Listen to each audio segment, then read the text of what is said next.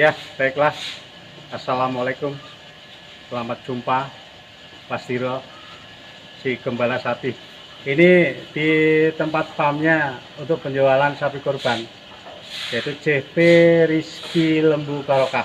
Jadi hari-hari atau bulan-bulan menjelang Idul Adha, saya sering standby di daerah ini nih, di daerah Lulut, kalau kecamatannya maksudnya Kelapa Nunggal, Bogor. Nah, di sini kami siapkan hewan kurban, tentunya yang memenuhi persyaratan, khususnya adalah kesehatan hewannya. Seperti ini bisa dilihat nih, dinding ini telah ditempelkan ya dari Dinas Peternakan, ya, bahwa telah diperiksa ya sapi dan lain-lainnya ya, terutama sapinya. Nah, ini baru di situ baru tercantum yang 70 ekor saja. Nanti berikutnya adalah menyambung yang lainnya. Jadi periksanya itu tidak hanya sekali, tetapi secara rutin gitu. Baiklah, jadi untuk lebih lanjut bisa sambil jalan melihat sapi-sapi tadinya. Insya Allah barangkali menarik buat kalian, saudaraku, sahabatku, kaum muslimin yang siap untuk menunaikan sunnah, yaitu ibadah kurban ya, yang sebentar lagi, kira-kira 1 bulan lagi lah. Ayo kita siap-siap ya. Masa COVID pandemi, saya siapkan juga pembersih tangan ya. Jadi supaya apa? Terjagalah, memenuhi persyaratan apa yang dianjurkan pemerintah dan demi kesehatan kita sendiri. Nah, maaf aja karena saya harus bicara terus dalam hal ini. Saya baru saja melepas masker saya. Habis ini pasti akan saya pakai kembali. Oke?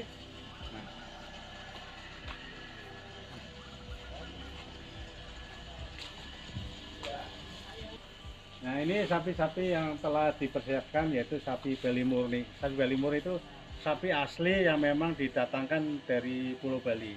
Untuk kesehatan dan menunjang pertumbuhannya bagus, setiap hari dibersihkan, dimandikan ya, kemudian dikasih pakan, bukan hanya rumput saja, bukan hanya jerami, tapi ditambah konsentrat.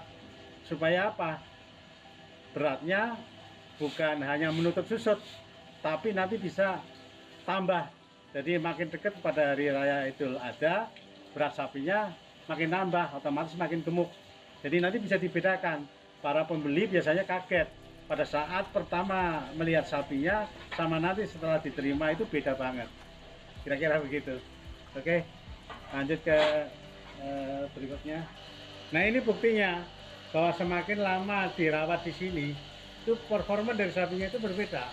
Dari bulunya lebih halus, dari pangkal dadanya lebih montok, jadi tetap ada bedanya. Setiap sapi kita kasih nomor ya.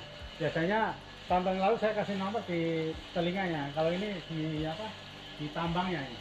Di tambangnya ada. Nah, itu nomornya ya, Pak. Kemudian yang lebih penting lagi ini ya, perhatian buat calon-calon pembeli sapi kurban. Ini pakan pokoknya itu rumput apa namanya, gajah, ada juga pakcong yang nilai nutrisinya, kalau pakcong lebih tinggi daripada rumput gajah, proteinnya aja sampai 16%, hampir sama dengan konsentrat gitu kan. Itu sebagai dasar. Nah, untuk mempercepat lagi, saya tambahkan bahkan sudah lebih banyak nih, per kilo udah sampai makan 6 kilo 7 kilo per ekornya, itu konsentrat. Konsentrat ini kami bikin sendiri di pabrik pakan kami yang ada di Jawa ini ya. Jadi nggak sekedar hanya rumput saja. Ini pabrik kami, namanya Lemual Mubi, kita pakai Lemubi. Nah, kita jualan juga konsentrat di sana, pabriknya di Temanggung. Formulanya udah disesuaikan, jadi disesuaikan pertumbuhan sapi lokal.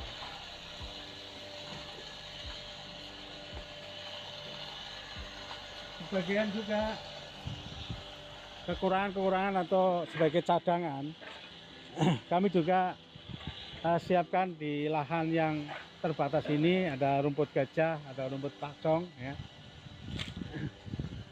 Karena biasanya untuk mengatasi sapi-sapi yang susah makan, kita menggunakan rumput-rumput yang masih benar-benar segar. Nah, ini di kandang B. Nah, di kandang B ini yang paling lama, sudah 4 bulanan. Nah, dari sini bisa kelihatan performa sapinya. Dia udah lebih padat. Jadi dengan kelihatan besarnya sama, kelihatan tingginya sama, panjang sama, itu yang dirawat sudah lama, itu beratnya beda. Dia lebih berat.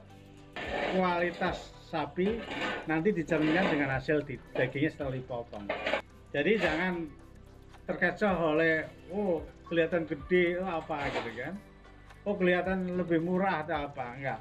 Nanti yang membuktikan adalah hasil potongannya, dengan catatan yang motong juga sudah ahlinya.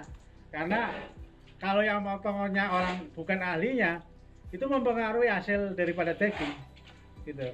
Sehingga kalau orang mau beli sapi kurban, apalagi dalam masa pandemi seperti ini, itu umumnya banyak yang meminta untuk sekalian pemotongnya atau dipotongkan. Kami siap, saya punya tim untuk khusus motong sapi kurban, dan mereka udah pengalaman motong di RPH ya, jadi nggak diragukan lagi. Nah, itu kira-kira nanti dari motong sampai menyiapkan per kilo atau per semaunya berapa per packingnya, mau sekilo, mau sekilo setengah, ayo monggo. Nah, tadi yang berat kisaran 300-an, yang tadi berat kisaran 300-an. Nah, ini berat yang 300 sampai 400.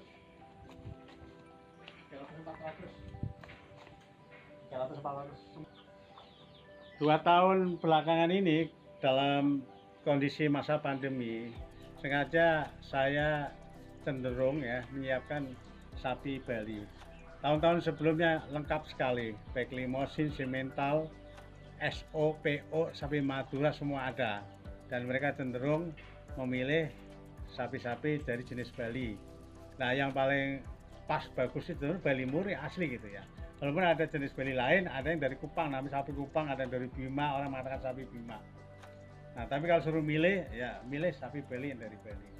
Dan biasanya sih harganya selisih ya, sekitar 2.000 per kilonya. Overfaktur itu biasanya kan tadi Bapak bilang lebih murah ya Pak? Terlihatnya ya? Kelihatan lebih murah. Ruginya untuk customer sendiri gimana Pak? Sebenarnya kalau dari bahasa istilahnya bukan murah ya, harganya kelihatan lebih rendah.